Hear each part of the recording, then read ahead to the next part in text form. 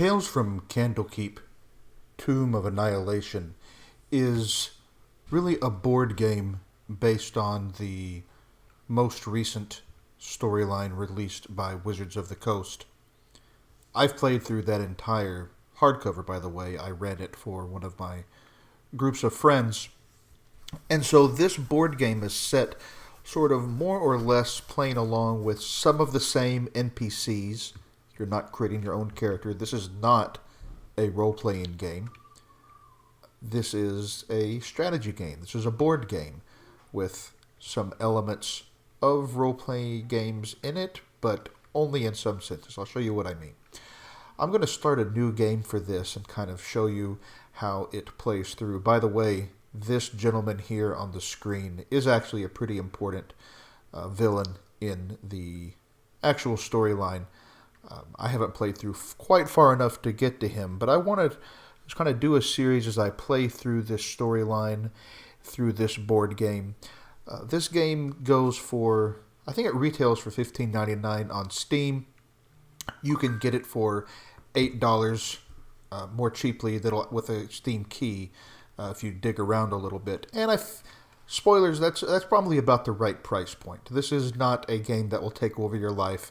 This is the sort of game that you pick up once in a while, play a little bit, and have some fun. So let's get started with a new game. See, I'm 21% through, and my player level is 20 on that one. But I'm going to start a new one. We are lucky that you are here. I sense within you the spirit of a great adventurer who might be able to help us in our most desperate hour of need. A terrible death curse, a wasting disease afflicting everyone who has been raised from the dead, is looming over the lands of Toril. The source of this curse has been traced back to the peninsula of Chult. Will you help us put a stop to this malignant evil?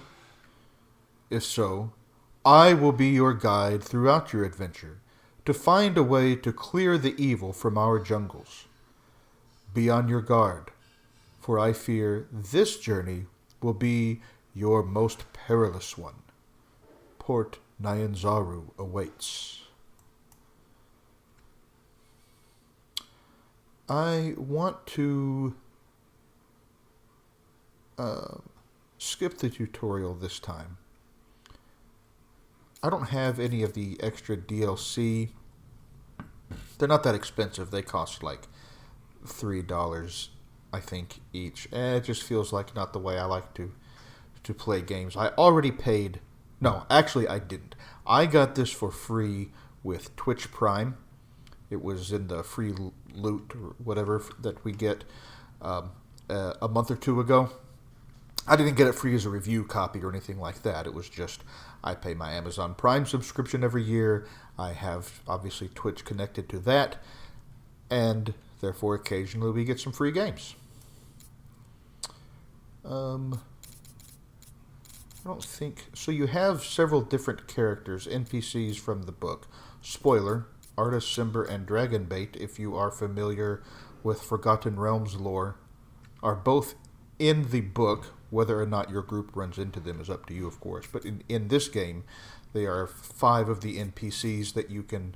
Well, 5 characters that you can control as part of your party. You can have 1 to 5 characters in your party every time you go on an adventure.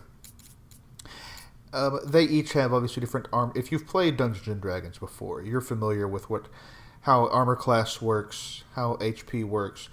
A note, while many of the mechanics in this game seem very Dungeons & Dragons-like, this is not actually D&D. So while some things might seem familiar to you, like armor class, some things get pulled in from 5th edition. They have the concept of advantage and disadvantage, for example. But not everything is exactly the same. We'll see some of that as we go. Speed, of course, is how many squares they can move. Not sure how often surge value comes up.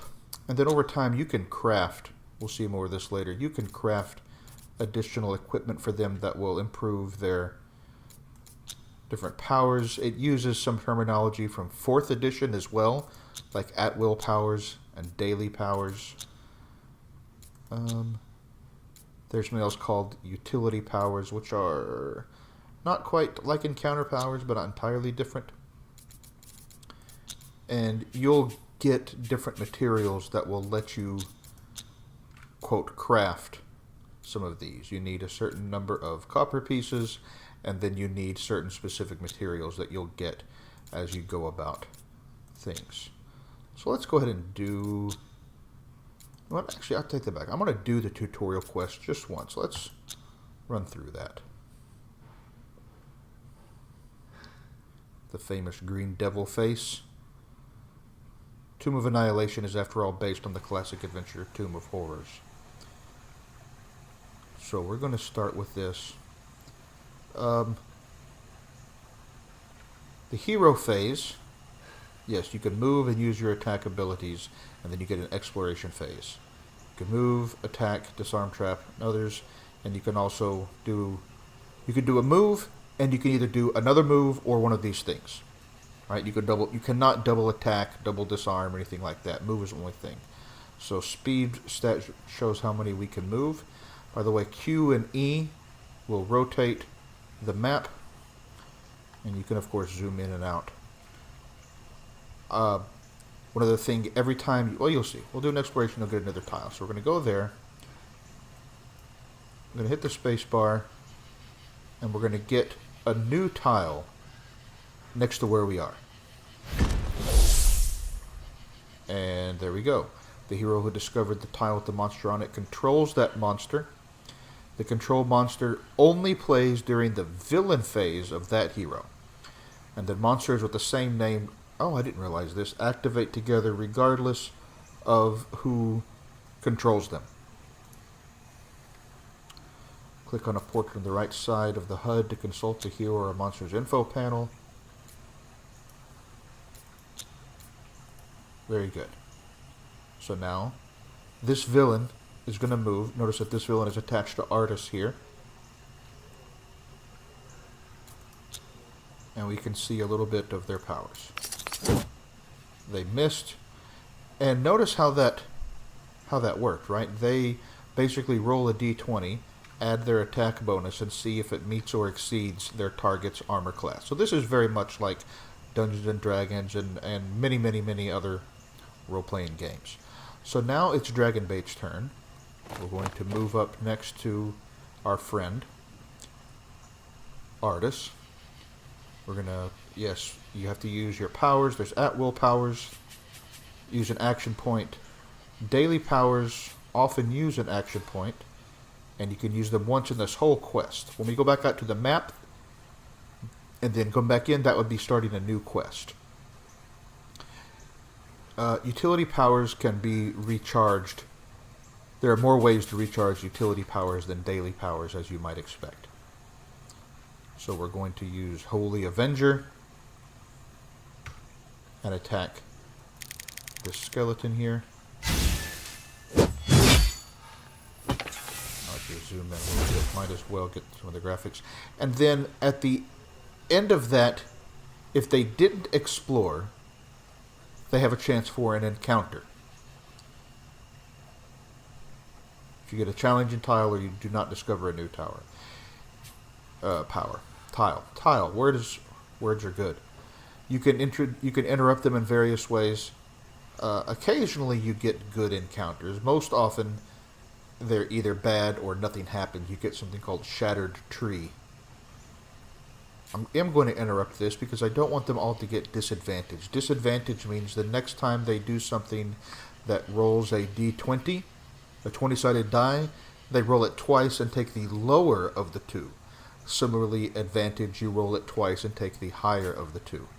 So we are going to interrupt that with our adrenaline. You get a few points of adrenaline every time you go by killing monsters. And then at one of these tiers, one of these smaller marks, you can use them. Each bar. Okay. So you can also use it either to interrupt or to boost their stats for a few turns. We're going to come over here, we're going to explore. What do we get? Oh, some traps. I hate traps in this game. We don't really have rogues. We have bards and rangers, which are not the same, although they have some things that let them be a little bit rogue-like. Certainly a paladin is not a rogue. And so, in order to do that, you basically have a 50-50 chance. You just roll a d20 with no modifier, and if you roll 10 or higher, it's a little bit more than 50-50. Then you're going to get it. That is as much tutorial as you get. So the tutorial here is to defeat 5 monsters. So let's see. As I mentioned, the Shattered Tree. I don't know why it's called that. No encounter. There are no more villains. Well, I want to go see what is on this next tile. Oh, there was a trap there and I forgot about it. Fortunately, it wasn't terrible. Exploration phase. We're going to have a monster. It's like a Vegapygmy. And an ambush site is... Do we have any... So yeah, this is an ambush site. This right here, where this is glowing a little bit, that is an ambush site. Because my tutorial quest is to defeat 5 monsters, I don't really want to interrupt that. I want the monsters to spawn. Right now, I don't want to be overwhelmed with them, but we should be able to handle this Vegapygmy pretty easily, so it's not going to be too bad. So, sure enough, that was the nearest. Oh. Look, we got new friends. So, let's finish off this one here. So, I've got 2 different powers activated on Dragonbait right now. In between quests, you can swap these out. I believe they unlock new ones as they level or something. I can't remember now. It's been a little while. We're going to find out. That's why we're playing. Since I don't have 2 monsters adjacent to each other, I don't want to use Swift Strikes. It's only got an attack bonus of +4, whereas Holy Avenger has an attack damage of +9. And the trade-off would be okay if there was another monster here, but there's not. So we're going to, well, we got to go here, and then we're going to attack it. 2 + 9 is 11. We meet that. He hits it. He only does 1 damage. We see 1 damage there for his Holy Avenger. And that is enough for that turn. No exploration, so we're going to get an encounter. I don't have... I don't know why it's not letting me use the Adrenaline Rush. What does it say here? Oh. Both of them get disadvantage. So each of these characters, the next time they individually roll a d20, they will take the lower of the 2. Okay. You can use, by the way, Pass Without Trace to get past these, but I don't want to do that right now. What I really need to do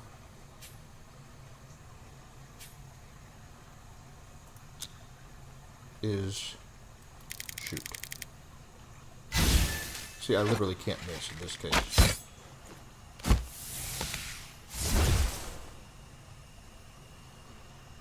Now, I can't attack twice. I could use my utility power here, Lightning Reflexes, to do that again. I don't... Well, why not? Let's do it. Well, See, one of the differences between this and regular Dungeons and Dragons is that a 1 on an attack roll is not an automatic miss in this game. I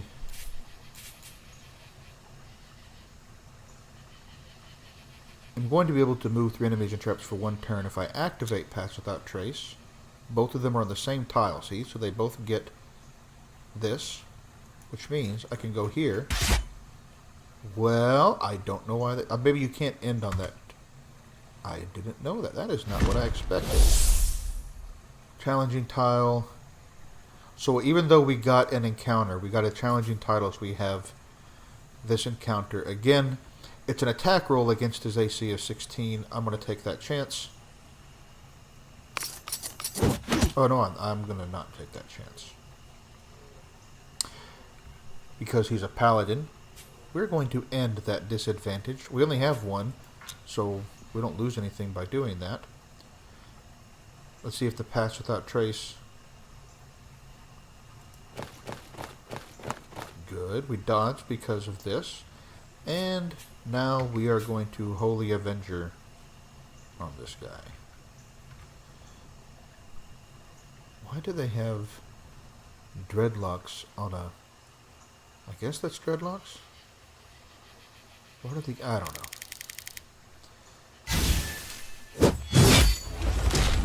Level up. Will we get a chest of some materials? These are the kinds of materials that I talked about before that are used for crafting and so forth. Alright, I just need one more monster. Okay, end of my turn. We didn't explore, so we should get an encounter. Healing surges we haven't talked about yet. If you go down to 0 hit points, then a healing surge will revive you on your next turn. If you don't have any healing surges, then you fail the quest. So there's a 15% chance that we're going to lose one. That's fine. Guy roll a 17. Alright. Now I don't have any more pass without trace. So I'm going to take my 50-50 chance. Almost 50. 55-45.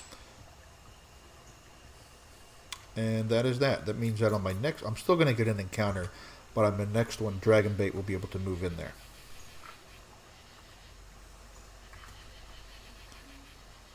Closest monster to the active... It doesn't matter, because we don't have any active monsters.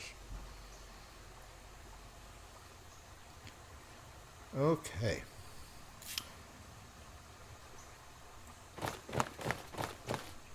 Yes, I'm aware.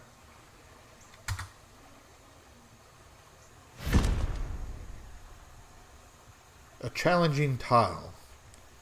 Zaboo, mushroom spores. Each hero is going to gain disadvantage. Well, that's unfortunate. I really don't want to... Traps are bad enough at 50-50.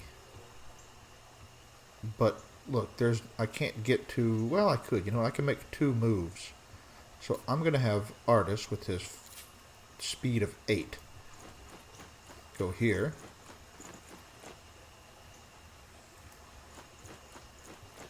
Why does he waddle? Looks like he was waddling. And there we go. There's going to be our 5th monster. As soon as we take this little guy out, we will be able to finish our quest. Move again. Paladins are not nearly as fast as Rangers, obviously, so his speed is 5.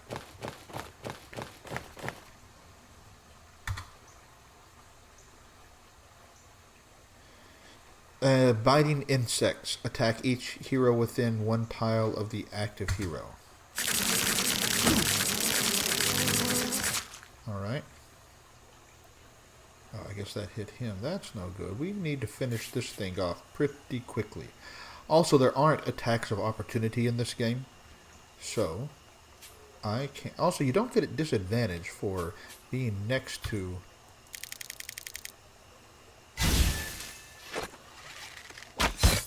Okay. Now, we definitely want to... get back here. Because I don't really want the Vegapigmy to attack Artist again. That seems like it'd be a bad idea. Nothing happens. That's good. So now this is all but a foregone conclusion. As it should be, I guess, for a tutorial quest. I'm actually glad that I did this after all.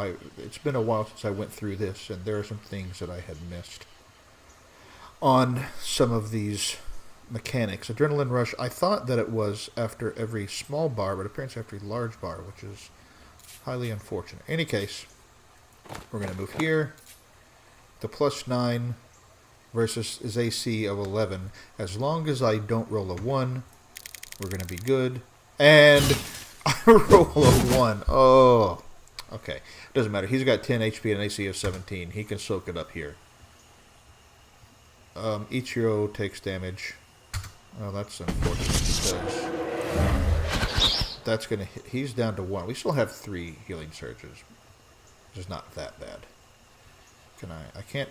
I don't have line of sight. So I'm going to move here. Take a shot. And again, this time I literally can't miss. Because a 1 is not an automatic miss in this game. Close though.